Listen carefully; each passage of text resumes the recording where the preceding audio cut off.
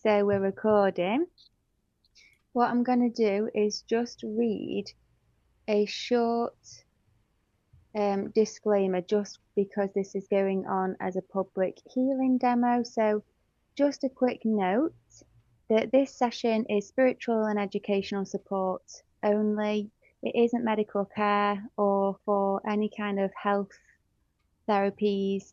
It's not a substitute for professional help. So if you or anyone else is struggling with health issues or you feel unsafe, always contact a qualified professional or emergency services. Today's session is being recorded for a public healing demo, and you have agreed to allow this to be posted online.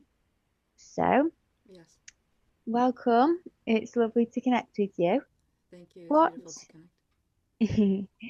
what was something that you wanted to work on in this session? I would like to get to the root of the situation with my soul and the energies in order to bring in union, physical union with my twin flame. So I'd like to clear what's happening in my energies. Okay, perfect. Twin flame.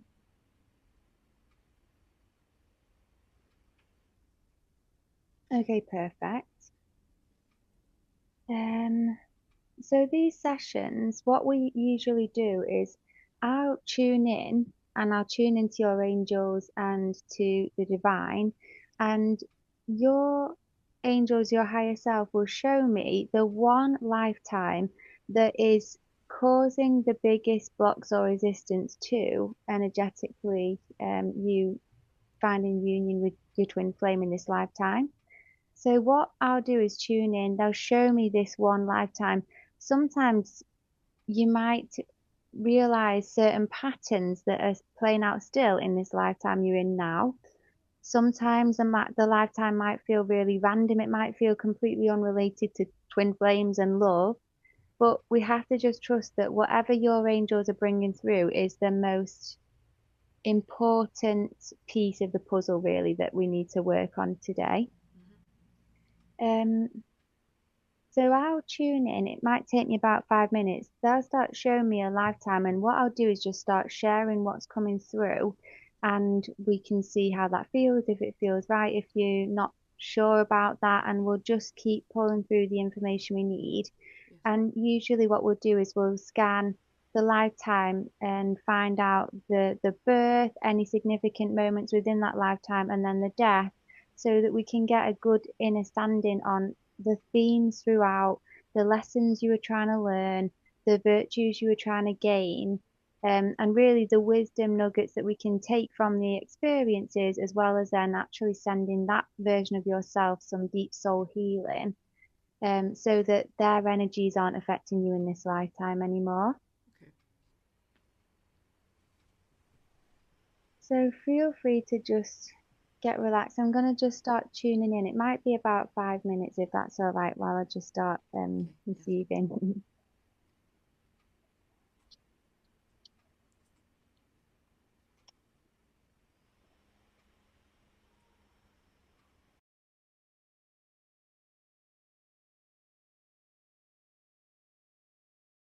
When I'm tuning in initially, I'm seeing I'm seeing you in a lifetime possibly looks like it looks kind of like, when the plague was around, like it maybe, like, I don't know when the plague was, like 1600s or Mm. something.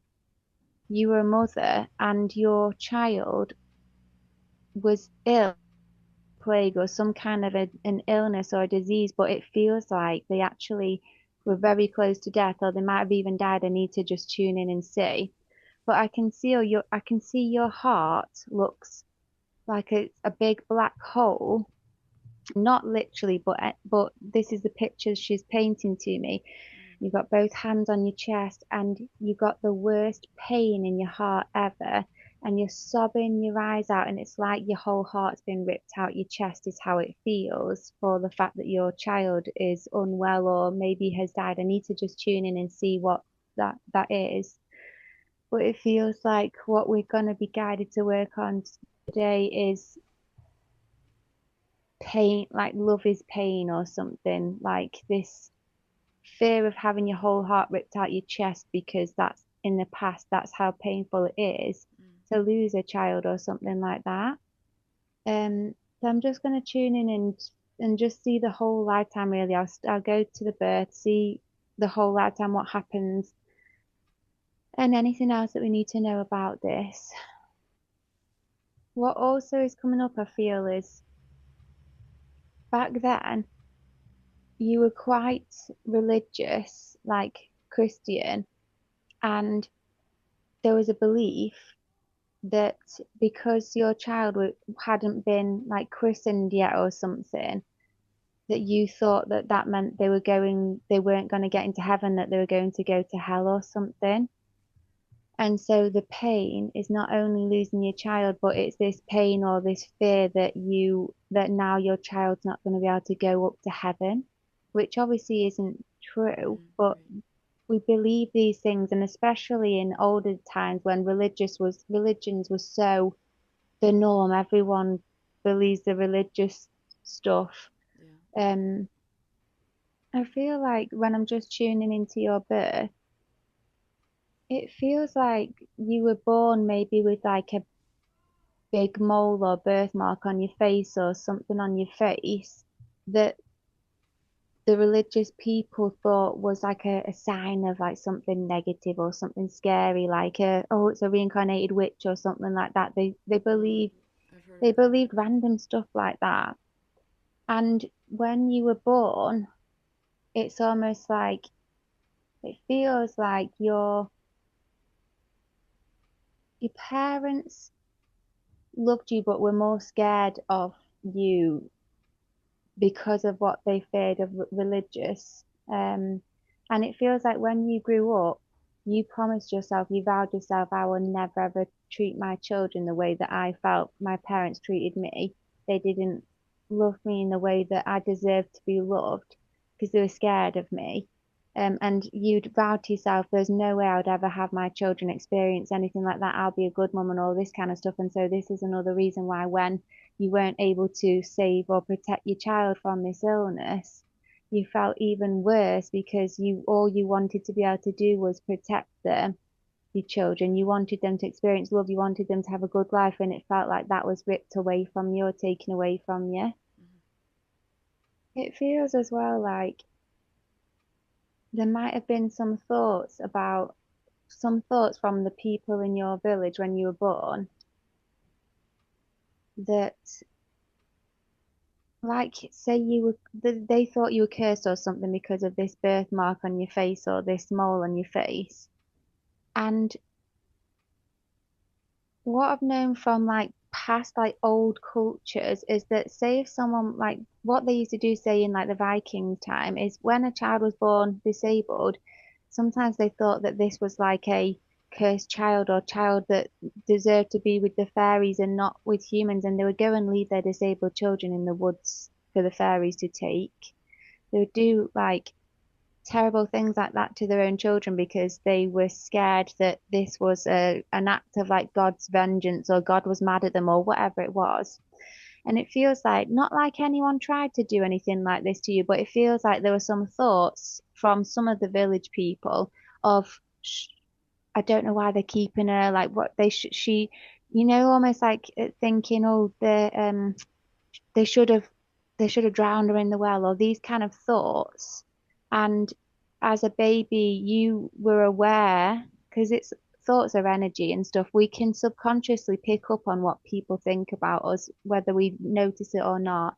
And it feels like as a baby you didn't feel safe because you could sense that people were scared of you. And it feels like in this stage of your life, the the theme is a fear of evil and that evil is more powerful than the light of God. And so it's almost like everyone in your life or this part of your life seems to be putting fear over love. And they're seeming to believe that this is an act of whatever, a curse from God, as opposed to this is a baby that deserves love. Like, what are you talking about? This is a gift from God. Like, Um, so I'm gonna move forwards and see what's next of importance in the life. I feel like the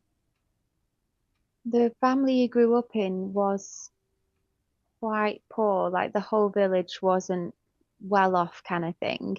And it feels like when you got to a certain age, like 8 or something, that you moved to be with some like wealthier families in the countryside. Um, like to be, say, a maid at one of the countryside manors or something. Um,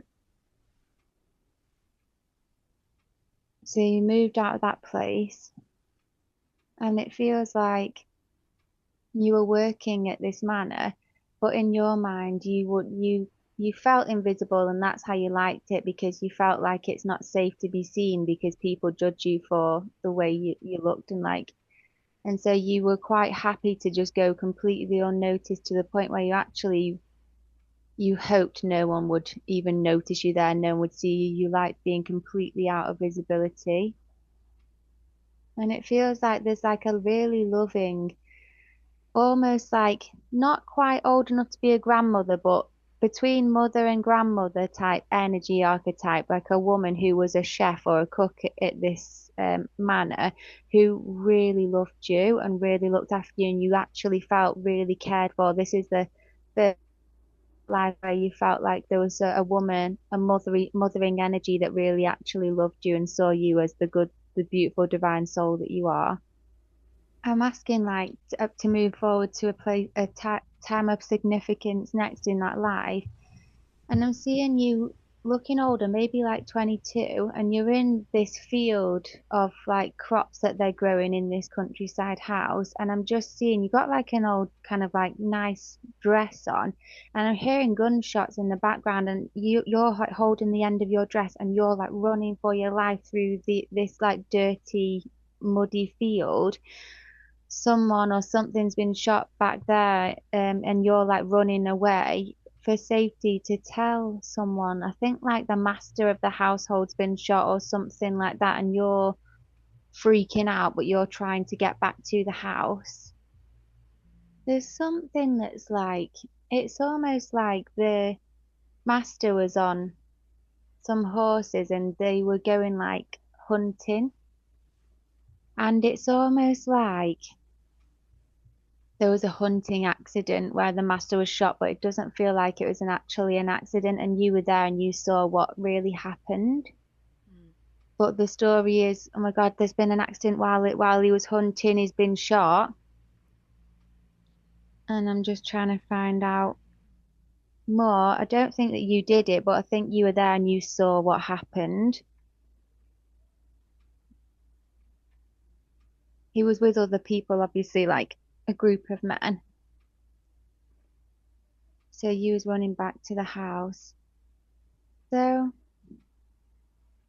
it looks like I'm seeing almost you back at the house and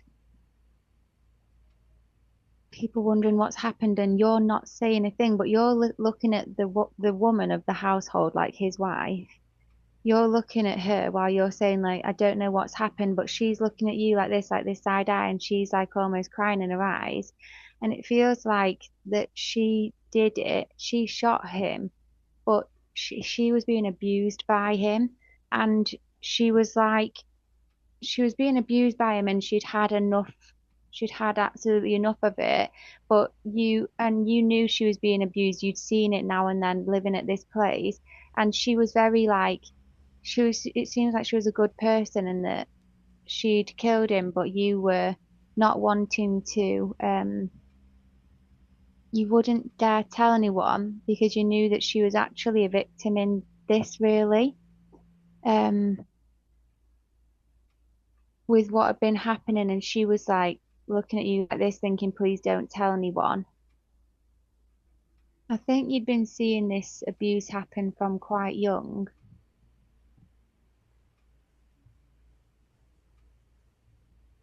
And I think possibly that the man of the household was like a bit of a horrible man as well, like a bit of a, um like perving on like all the young maids and stuff and maybe trying to make moves on like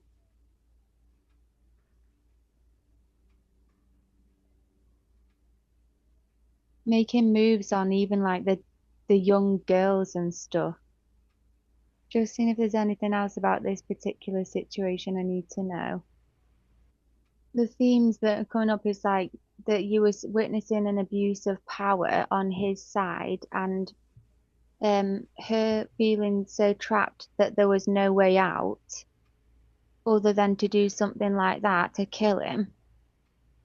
And almost like this mindset of like there is no other way or there's no way out and like not having any other options really, not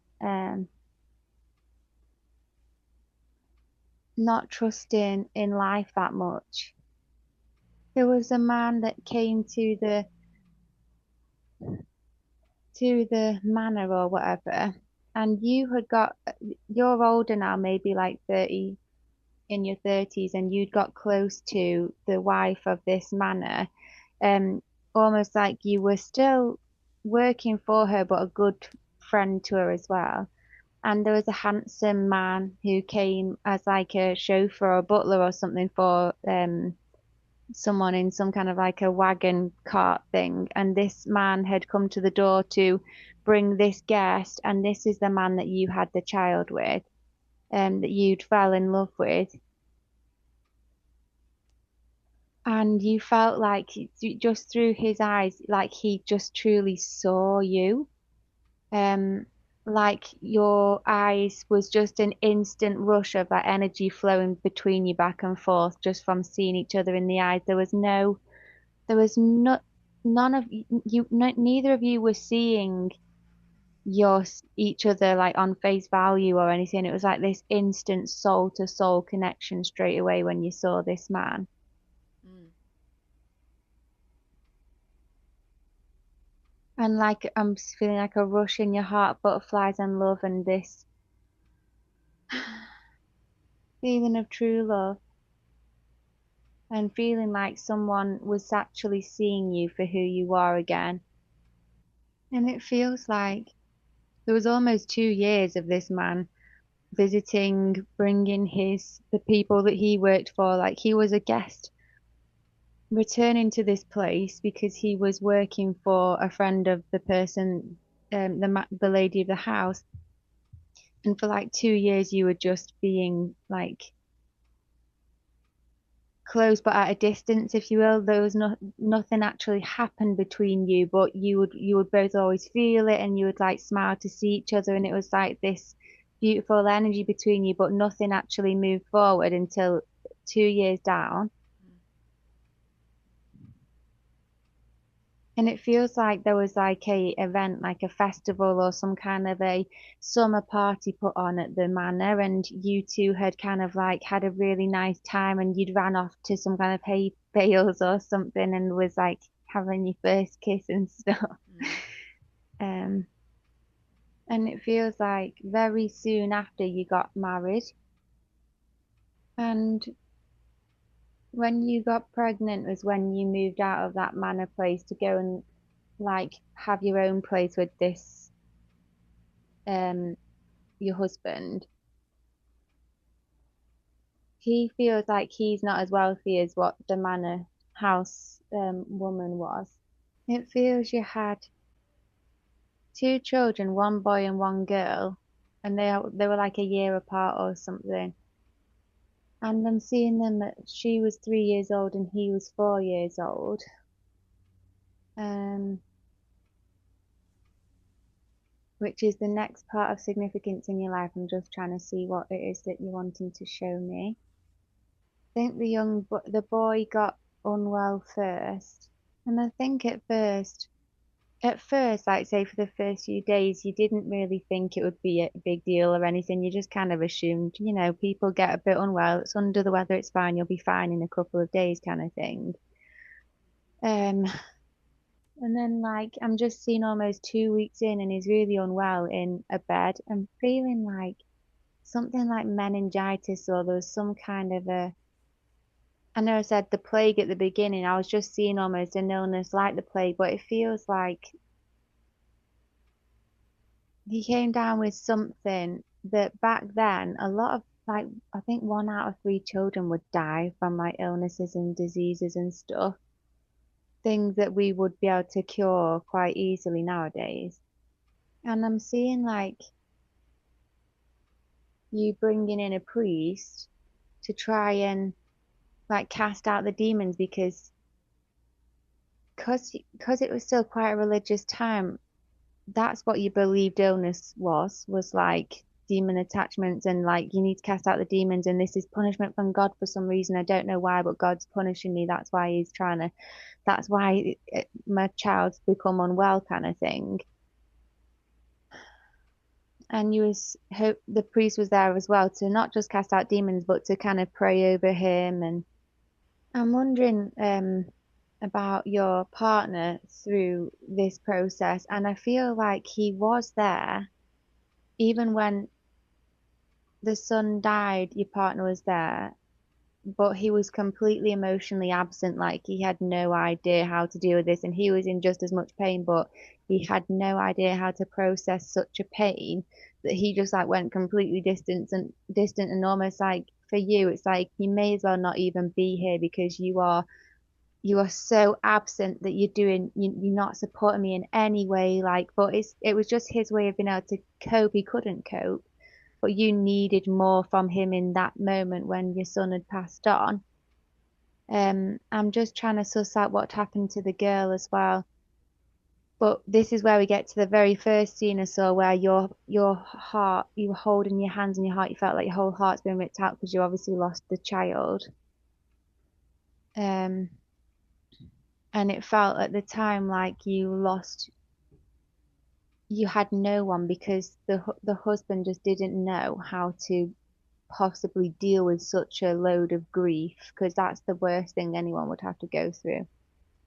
I think that the daughter, the minute your son got unwell, you sent the daughter to go and just stay with someone that was safe and well for a few weeks because you just didn't want the daughter to catch what your son had and you knew that she'd be safer there, looked after properly, and then you and your husband can deal with the son and try and help him get better. But obviously he wasn't able to, and the daughter was so young, she just didn't really know what was going on, to be honest. And so that moment was probably the most painful experience emotionally that you had to go through was losing your son in that way and feeling completely alone with it and also feeling like genuinely questioning like why did this happen? Like why didn't God protect him? Like I'm a good woman.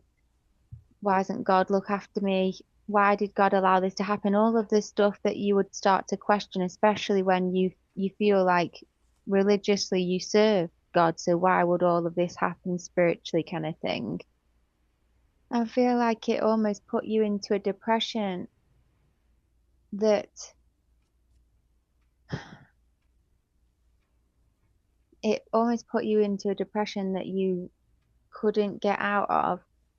And your husband was kind of the same, but just really avoidant and really distant, and you never really recovered from it. Um, and just like the whole family dynamic changing because of that experience, struggling to want to even emotionally connect to anyone or anything because of the pain of when you loved so openly and so deeply, like you did with your children, and then that was taken away. It felt like almost your soul had been taken away from you. It felt like your whole heart, like a whole part of you, had been taken away when you lost the child, and almost like there's no reason to live now. And so in this part, it feels like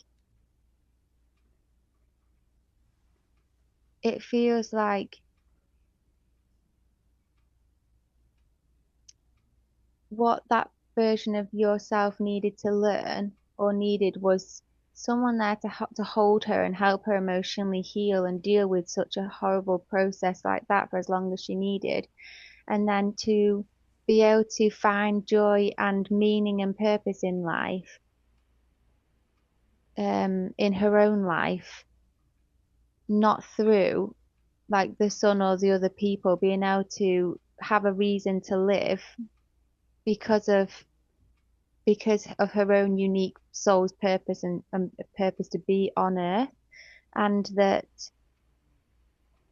on earth the purpose is to live for them because they didn't get to carry on living on earth. You live for them as opposed to dying for them, if that makes sense, rather than thinking my life's a waste now, there's no point, and you just go, I don't want to be here, there's no reason to live. It's almost like there's even more of a reason to live, or this is what the lesson was for her is there's even more of a reason to live. You need to live for him. You need to do good on this world because he wasn't able to continue and trying to find that purpose and meaning in your own life again.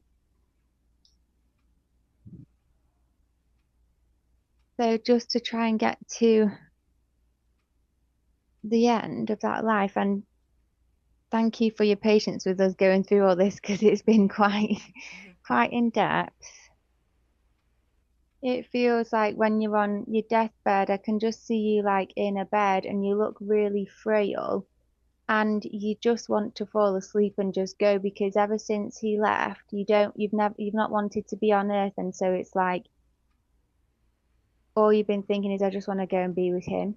I just want to go and be with my son. That's it. You don't want to be here anymore. And so like that almost no reason to live made you kind of wither away because subconsciously you didn't want to be here. So you kind of manifested your own death quite quickly to just be like, just let me go and get back and be back with my son again. Probably because the husband wasn't giving me any love anymore either. Hmm. Because he wasn't, the husband was not, no one was there for you in the ways that you needed. No one should ever have to go through anything like that on their own at all. They shouldn't have to go through that full stop. But then to have no support, to have no one there is so difficult. So we need to go and connect with that version of self now and just be there for her in the ways that no one else was in for that lifetime and help her to uncover what gifts, what growths, what miracles she can get from the dark moments that she had to experience. How can we crystallize that into something that we can use as inspiration to like be your highest and best or make a difference on earth or to live in your most authentic way because she had to suffer, so why, like what gifts can we take so that it wasn't all in vain really what she had to experience, if that makes sense. Mm. uh, did you have anything you wanted to share about any of this? No, not at the moment. Okay, so we'll do a guided meditation to meet her, and we'll meet her at that moment where I initially saw her, which was like hands on her chest, and she's just in that possibly the most painful part of the lie. So I'll guide you up, and then we'll find her basically and help her with it.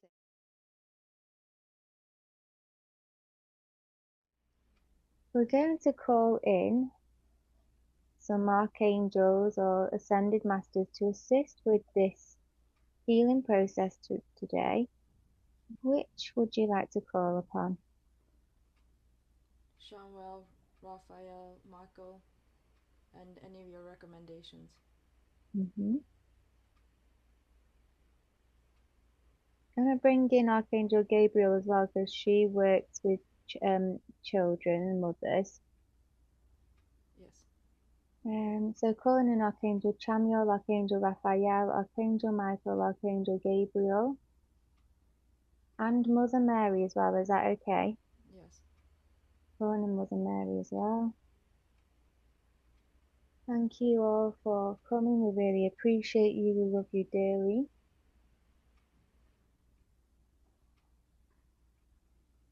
So we're going to call this wounded self, this version of you, from this lifetime, we're going to call her up into this light. Let me know when you can see her in front of you.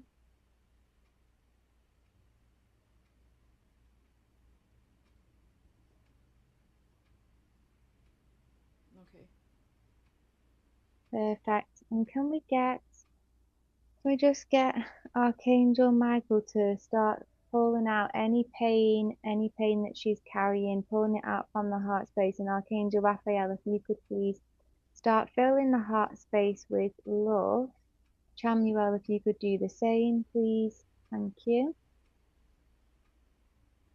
Okay, so sending us so much unconditional love. And if you wouldn't mind, could you just go and give her a massive hug because she absolutely needs it?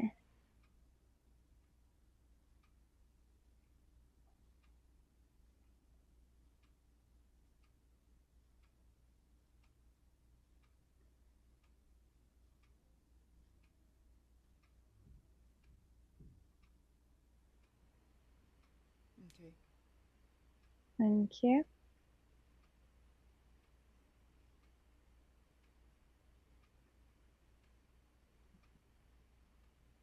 And can you just say, I'm so sorry that you had to go through this.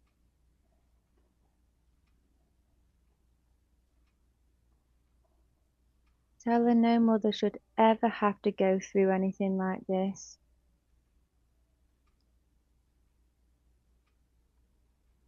Mm-hmm. Tell her she's a good mum and there was nothing she could have done.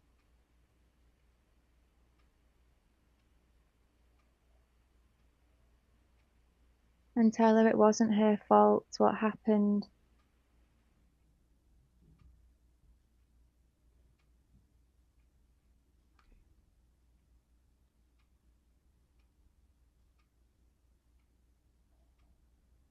Yes. Can ask her how she felt in that moment.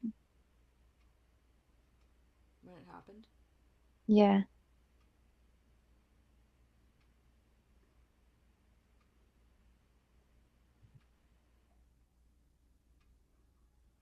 a piece of her light was gone. Hmm.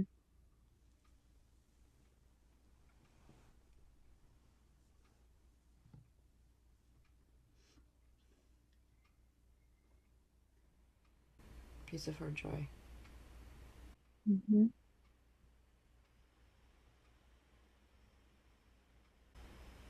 She also felt bad because she wanted this child, had its whole life in front of it, and it was snuffed out from him. Hmm.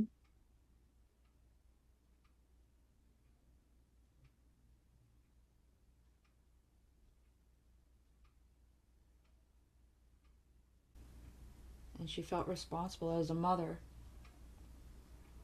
That was her responsibility to make sure that he was okay. And I think it felt like a failure to her that she Hmm. wasn't able to save him somehow. Hmm. Because a child always looks up to a mother, and she had always promised to give them all the love and to look after them. And it was like the bottom fell out from under her. Hmm.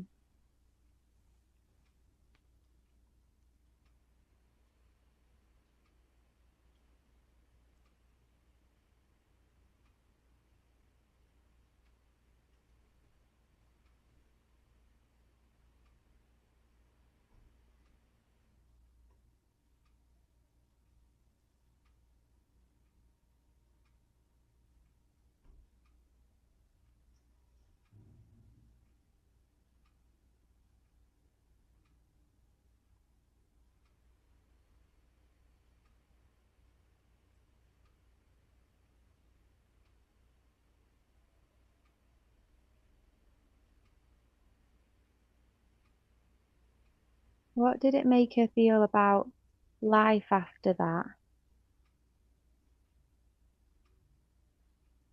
It's hard to trust to know what would happen next. Hmm. That something you love can just be snuffed out. Hmm.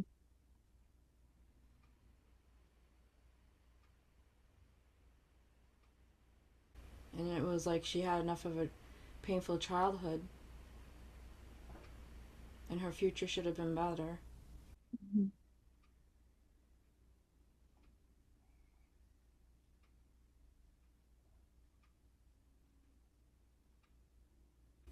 It's like she was punished as a kid and now she feels punished as a mother. Yeah.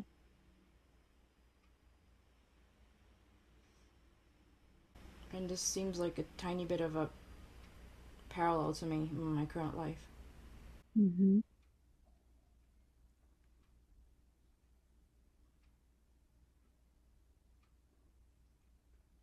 Like I lost my mom, Hmm. and when she was sick, she became my kid. So I Mm. was taking care of her like she was my kid. I don't have other children. She became my kid. Hmm.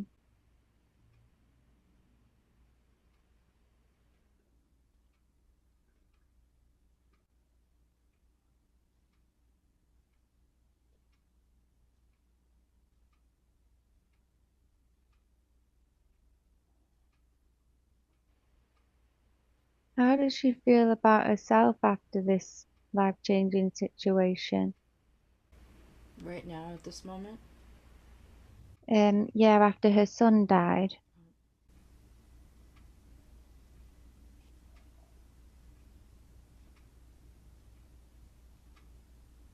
confused, Hmm. lost.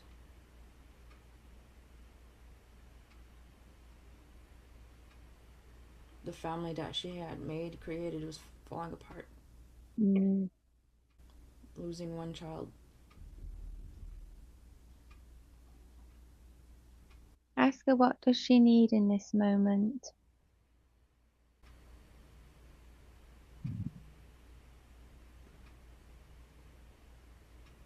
Fresh new start.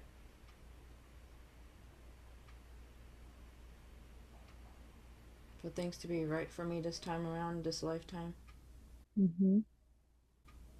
To finally be able to live a beautiful, peaceful life full of love and joy and bliss and only know happiness and joy. Yeah.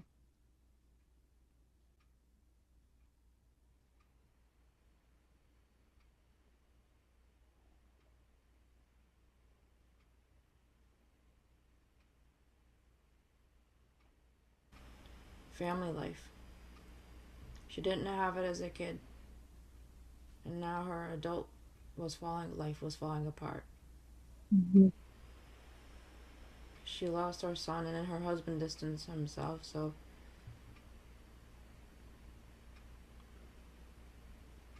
all she wanted was to have her own family. And she Hmm. held on as a kid knowing that she'd grow up and have her own family. And now that's falling apart. Hmm.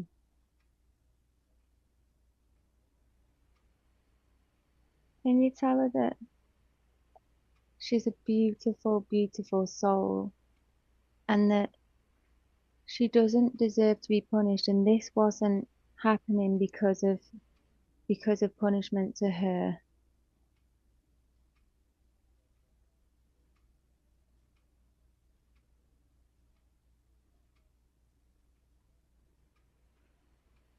And that those who called her evil when she was young, those who feared her for something that was literally skin deep, those who were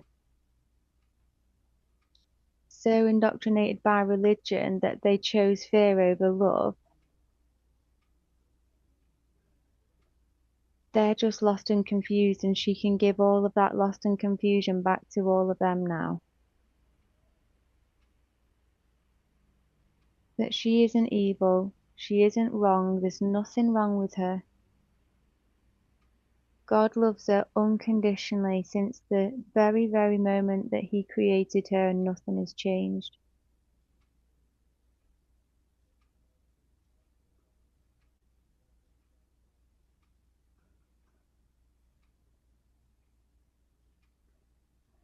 Tell her it was evil and wrong what they did to her when she was younger, the way that they would treat her, the That's things they exactly would what think about her. that's Hmm. exactly what I did actually. I told her that they're the evil ones.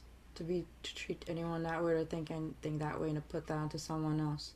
Good. They're the ones with the evil thoughts and the evil feelings and emotions to behave in that way. So their holier than thou attitude is actually showing them what they really are. Because anyone that walks around with the holier than thou attitude is actually working with the devil, not for God.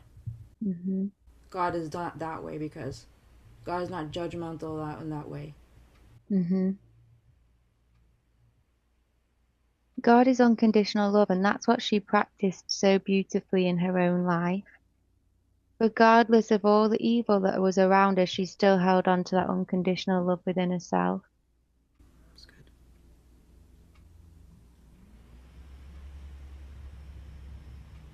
And she always chose to do what was right.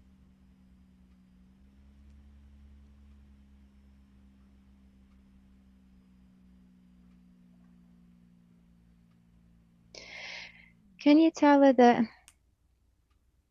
Yeah, they were projecting. Exactly. So make sure that she gives all of that bad energy that they projected onto her back, because they projected onto her that she's evil. And because she was so young, she absorbed it like a sponge, and then there was something in her feeling like maybe there is something wrong with me, maybe I am evil, maybe that's why I'm being punished, maybe. Because when people send you these curses and these negative energies, especially when you don't even understand that that's what it is, it's in your field then, and you start to believe these whispers and these horrible things. You start to believe that you're better off dead. Maybe I do deserve to die. Why am I here? And then it's like she started her life with these thoughts of people saying she shouldn't be here on earth, and then she ended her life feeling that to be true. Like, what am I doing here? I shouldn't be here on earth.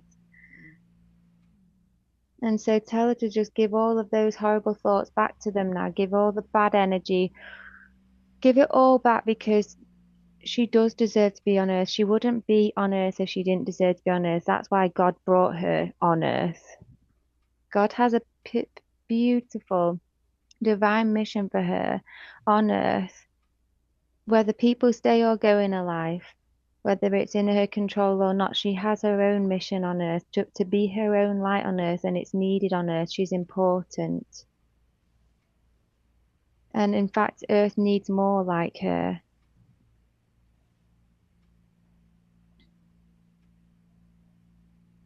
And maybe in next lifetimes, she can remember that light within herself, and she can remember that no matter what happens, always try to choose to be your light, and try to live through love and through purpose, because the earth needs her. And as easy as it is to spiral into depression and just go, I don't even want to be here, she's here for a reason. So it's good to learn what the reason is and fulfill it. Otherwise, if she wasn't meant to be here, God would have pulled her off earth by now.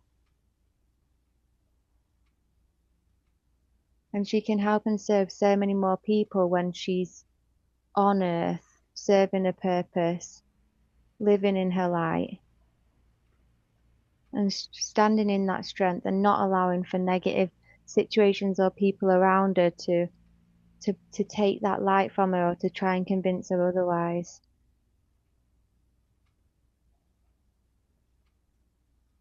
Done. Thank you. I took her by the shoulders and I shook her. Good. And I was really loud. Don't And let just, them. yeah, good.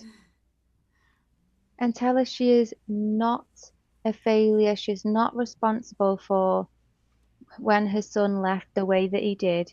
Some souls genuinely just contract to just come for a short period of time to learn their own things, and they go. Some souls don't want to stay and experience the weight of a full lifetime on earth. And that was between him and God, and there was nothing she could have done differently to change that. In fact, she sent her daughter straight away to somewhere safe. How beautiful is that? At that time, you would want to be with your daughter for your own emotional sake, but really she knew that true love, true unconditional love, is making sure that the daughter is safe somewhere, no matter how she felt alone. And that's beautiful. That's true mother's love. And she should recognize that within herself.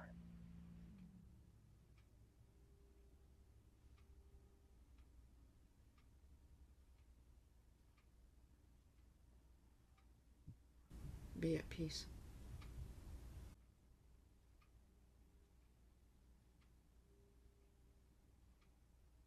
And what we'll do as well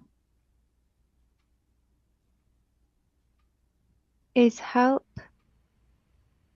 We'll make sure that we'll bring the son in as well so that they are definitely reunited because she had that fear that he's not gone to heaven because he wasn't like baptized in Oh, time or whatever it is, christened in time. oh, that's So I right. think that that's That's what it kept was. her stuck somewhere or something like Mm. because she didn't want to leave spiritually because she was like frantically trying to make sure where is he? I want to make sure that he's gone to heaven or hasn't, but you couldn't find him, and maybe that's why you was Yeah. feeling lost, is because you had lost yourself somewhere in the astral planes or something.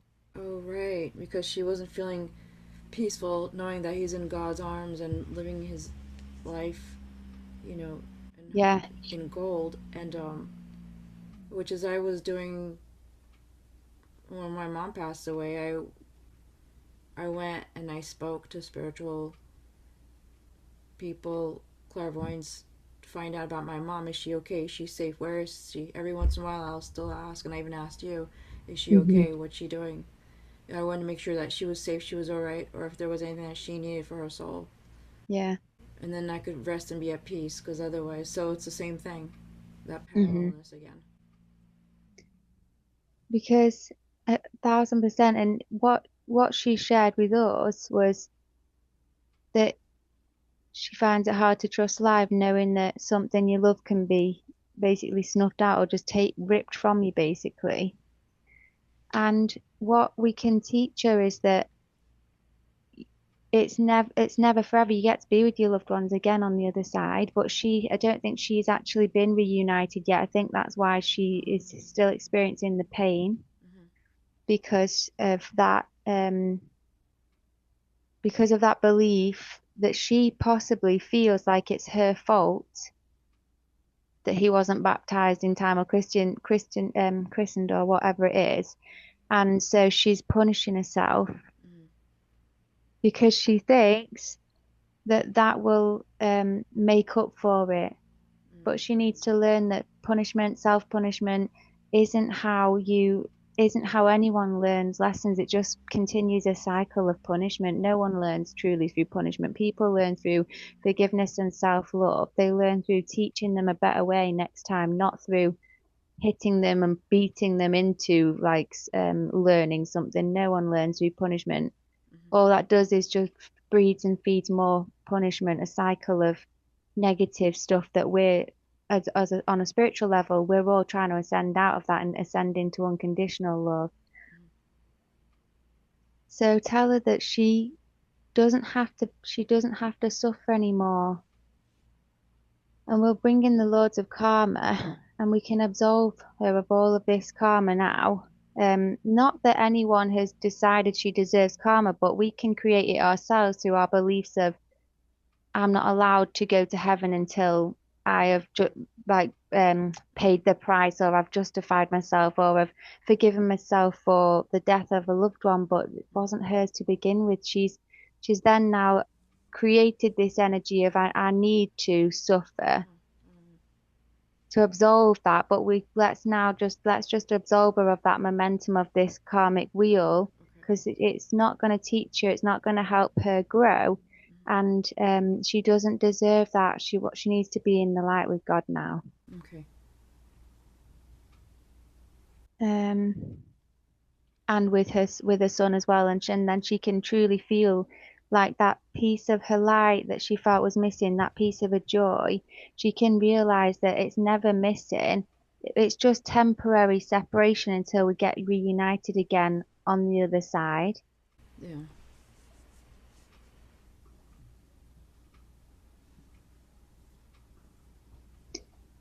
Um,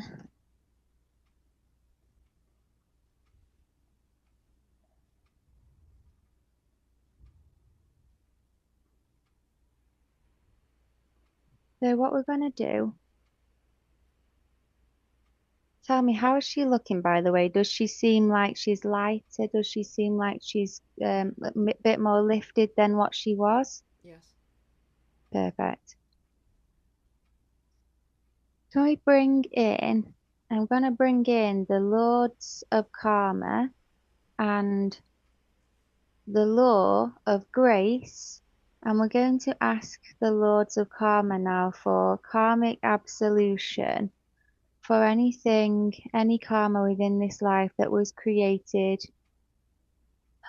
through these experiences. We ask that it is all absolved now under the law of grace in the diamond crystalline violet flame. And we're going to help her ascend out of that cycle now, completing all the lessons, completing everything that she was learning, completing the lifetime and any other lifetimes that she has experienced with the same repeated lessons, loops and cycles, closing, completing them all now, and taking the light and the gifts and the virtues that she was trying to master, and let's now gift her the virtues, the grace, the growths, the wisdom, the gifts that she was trying to master in these lifetimes so that we can complete all of this now. And so that she can give herself the grace, give herself the forgiveness, give herself the unconditional love that she absolutely deserves on all levels as a divine daughter of God. And I'm just going to watch this happen now. So, visualizing a golden scroll which has this lifetime and any and all other lifetimes where these same patterns have been playing out, that we can now absolve and complete and finish and resolve. And this golden scroll is rolled up, and just seeing it now go into this bright white fiery light to be transmuted and completed and dissolved, absolved from all of that now.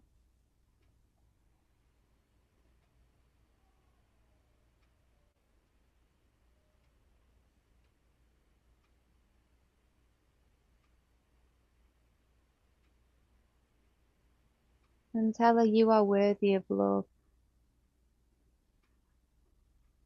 You are worthy of forgiveness. You are worthy of acceptance.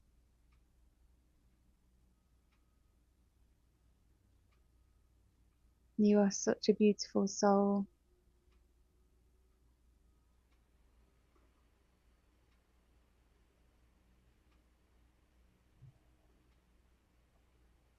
And what we're going to do now is bring the soul of the sun in and just let them reunite, and just let her give him a big hug so that she can finally feel like, wow, oh my gosh, he's safe and he's well and he's here.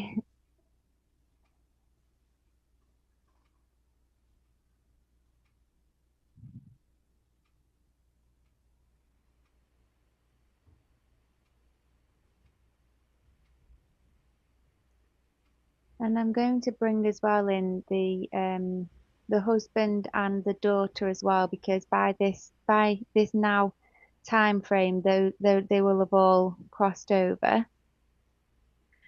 And just reuniting the whole family again, this time in the spirit world, in the light, in unconditional love. All of the pains they were carrying are dissolved now. It's all just pure love, pure light, pure unity together again.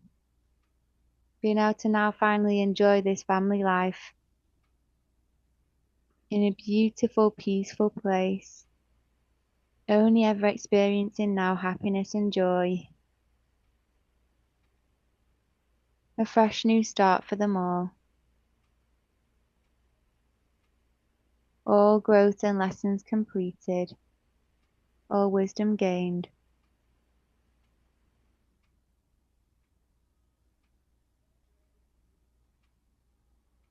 And I'm just going to ask Archangel Chamuel and Archangel Raphael to rebuild and restore her heart anew, brand new, restoring and rebuilding her heart chakra so that she can have a brand new divine heavenly heart, because when you get a real heartbreak, it can actually affect your heart chakra as well spiritually. And sometimes you actually need to like refresh, renew, and rejuvenate the heart because when it breaks, it can break quite deeply.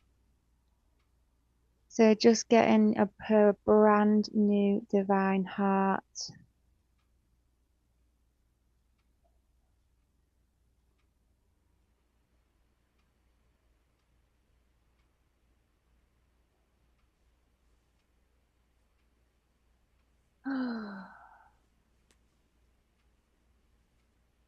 Can you ask if there's anything else she needs?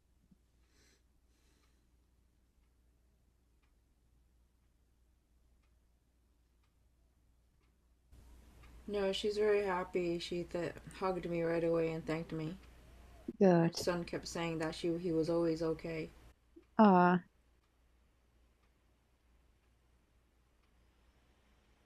and see if anything comes to you, the first things that come. Just ask her what she has learned or gained from this lifetime now that she can take with her. Not to believe the conditioning of Mm, institutions.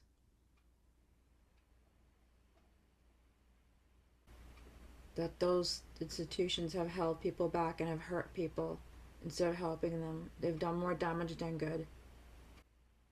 mhm. And she knows now to talk to God directly and to receive signs, to receive into her heart His healing and Him to show her the truth and to lead her away with truth and not what she may have been conditioned to believe in, but what comes to her directly instead, to rely on her own heart and intuition and God's leading. Beautiful.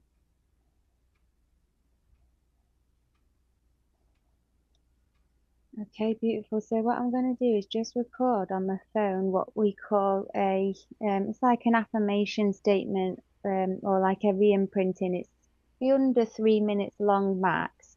I'll record it on my phone and speak it to you here now. And then what we usually advise is if you were to re-listen to it, um, every day if you can, just to really help you renew your brain to start seeing things from this new place now, and rewiring this new light within from what we went through today. And then what sometimes is good as well is if you wanted to record it in your own voice, it can go in a lot better when it's in your own voice. Your subconscious kind of accepts it more. So feel free to record it yourself as well. But I'll just start recording in a sec, and then I'll send you this afterwards. So let me just get this up.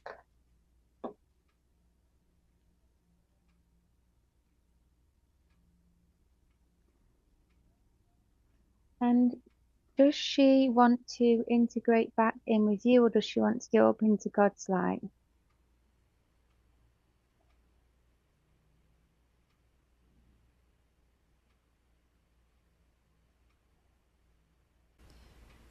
Her question is, she would want to experience the physical life, and joy and happiness in family life, spousal life. Only it was for sure going to happen in the positive. This is definitely going to happen. Is it all going to be blissful this time for good? Um, she doesn't want to take a chance. So other than that, she would go up to God or stay with the family that she is right now. But she wants to have a physical, but I think she's a little bit like she wants some guarantees. Yeah. I think my question I'll ask for her. Um, Aligning the soul for twin flame physical relationship union. Mhm. The soul has to be aligned, they say, and so if I integrate her into me with that help with aligning me, like so that she's not like separated from me, because just to make sure that my soul is still aligned and I don't have pieces of my soul spread out. I don't know Hmm. how this works, but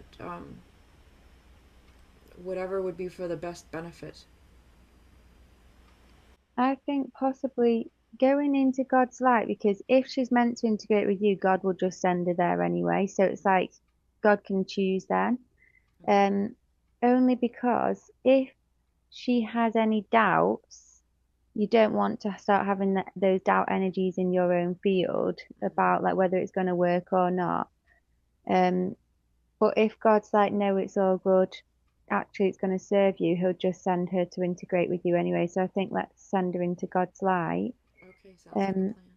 with love, and Mm-hmm. she can at least have live out her bliss life in heaven with the family because I don't know if she knows, but life on earth it can be unpredictable sometimes. So if she wants the stability, Mm-hmm. she can go up into God's light in heaven where she'll never Okay. have to have any kind of Yeah. any of that again. So sending her up in love and light and blessings, and God can choose where is best. If she needs to come and integrate with Annie, then that can happen as well.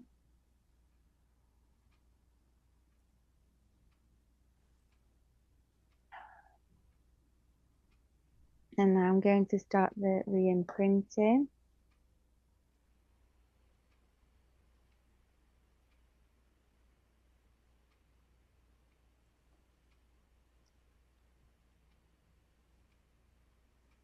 From this day forward, you can trust deeply in life itself. You can trust deeply in your own true divine connection with God through your big, beautiful, new heart. You have now accessed a fresh new start for your life and for your opportunities, for your divine love, for your divine connection, for manifesting family life, for manifesting a divine family around you, manifesting your twin flame union as soon as possible on this plane. Every single day, your heart is expanding in love and light and positive opportunities. And anytime you think of love and unity, your heart fills with light. You fill with expansion. You fill with feel good energies because you know and trust in the divine heavenly energy and experiences of true divine love, and you can trust that life will always support you and surprise you in the most magnificent ways because you have ended all cycles of suffering. You have ended all cycles of punishment.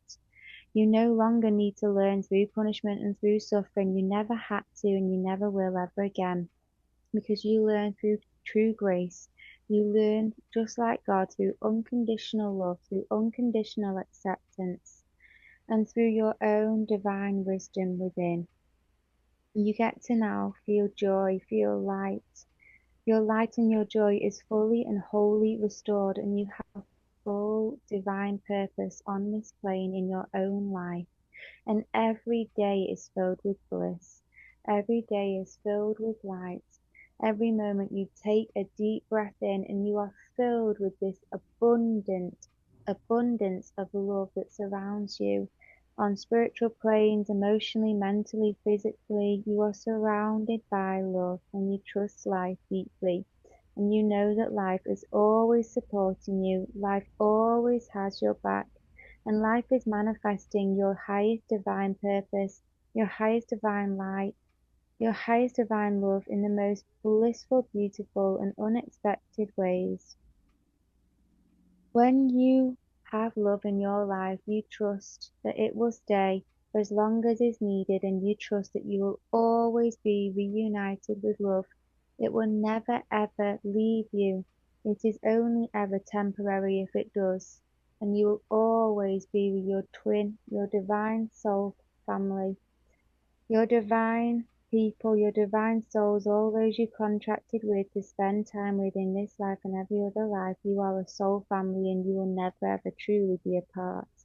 You will always be connected in unconditional love and nothing can separate you, nothing can change that. Your life gets to get more and more blissful, better and better every single way. You no longer have to suffer. Life gets more easy.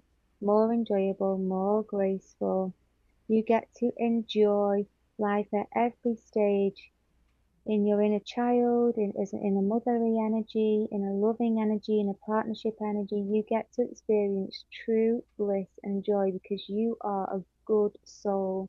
You are innately beautiful, good, and God designed you that way. God loves you unconditionally, and nothing has changed.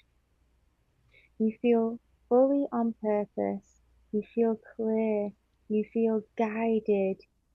And you know that every single day gets better and better for you because life is only just beginning. You have now had a fresh new start, and everything is aligning and coming together for you in the highest and best way, for your highest and best good.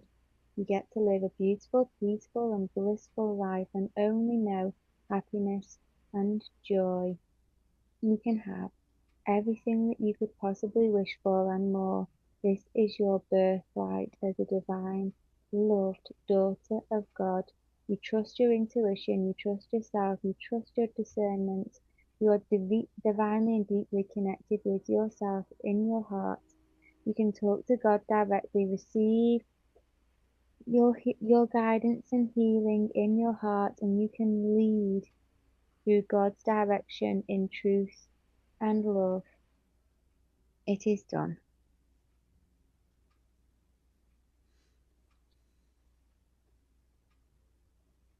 Okay, Brill. So I'm going to send you that afterwards. Hmm. How do you feel? Good. Good. Moving forward, yes. Staying Yeah. positive, moving forward. Yes. Perfect. Okay. Thank you so much, and I'll speak to Thank you. you Thank you so much. soon.